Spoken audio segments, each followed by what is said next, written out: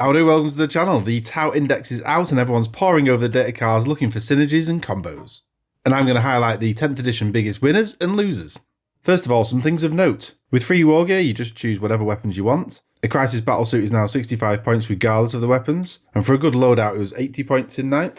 Units work together to give a +1 to hit. Pathfinder's great for this as they can help 2 units. The heavy weapon +1 for being stationary does stack with this, so units can go to hitting on 2s. Crisis suits have lost assault weapons. You now need a Cold Star commander in the squad to get it back. There is no longer a punchy commander build. The index only has Kayum, which has changed to exploding 6s from turn 3 onwards. If your unit is guided in getting that +1 to hit, then you also get double exploding 6s. Everything that can have a Seeker missile should have one, as war gear is free, so that's a free 5-point upgrade. Fusion blasters are now down to 12-inch range. And battle suits are vehicles which will work against Tau, I think. In no particular order, the first winner is DEVILFISH. What was a 1 CP strat to disembark after moving was so powerful, now is built in. And even better, it can advance and still disembark a unit. 12-inch move, plus an advance, then a disembark range, that's nice. They're going to be crucial for getting units where they need to go. Considering Tau are a ranged army only, being able to shoot and not charge after disembarking is no problem.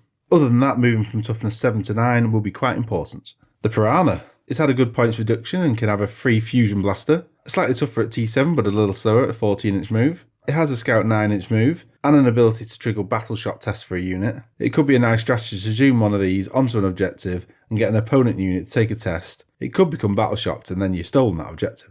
The GHOSTKEEL, my son's favourite Tau model. Bit slower at 10-inch but toughness up to 8, and now 2+ save. It still has infiltration, and being a lone operative it can't be targeted from over 12 inches away. It has -1 to hit anyway when you can get it. Keeping 36-inch on its cyclic iron raker and 18-inch on its fusion collider is good, as not being targeted but still firing back is nice. It's difficult to know which is the best weapon, to be honest. Twice per battle you can turn an attack to 0 damage, and this works in ranged and melee. You can fall back and shoot, which could come in clutch.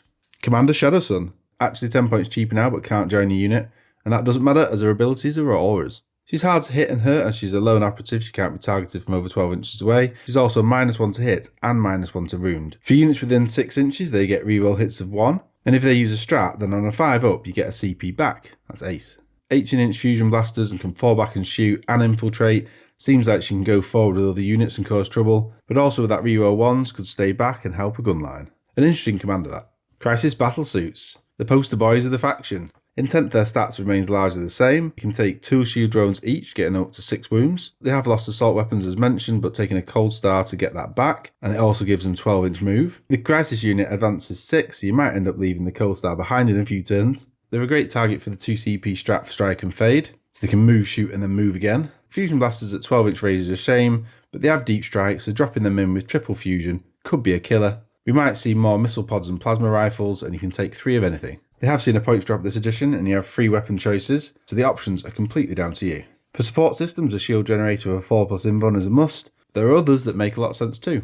I'm sure we'll have future videos about the best ways to build these. It's exciting times. Now for some losers, we'll start off with the drones. They're here as they don't really exist now. Instead the concept is just an ability for a unit. They have a 0 OC rating and reduced in toughness, and even gone up in price if you want a squad of them. They don't really do a great deal. KROOT Hounds, always a favourite with their pre-game move to grab an objective.